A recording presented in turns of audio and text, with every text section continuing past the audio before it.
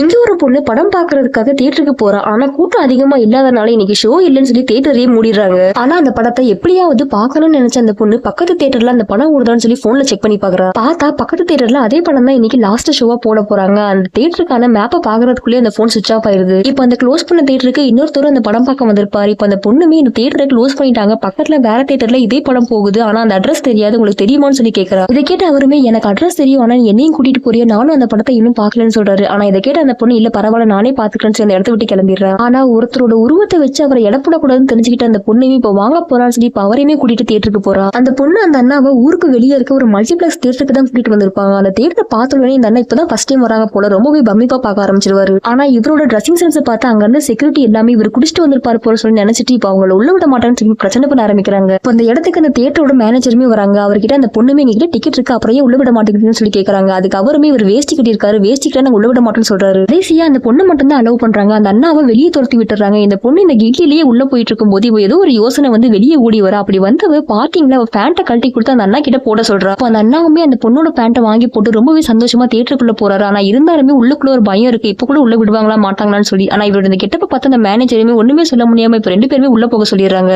இதுல என்ன ட்விஸ்ட்னா இந்த தியேட்டர்ல இருக்க விளம்பர போர்டுல கூட லுங்கியோட ஆட் தான் ஓடிட்டு இருக்கும். ஆனா உள்ள லுங்கி அலோடுன்னு சொல்றாங்க.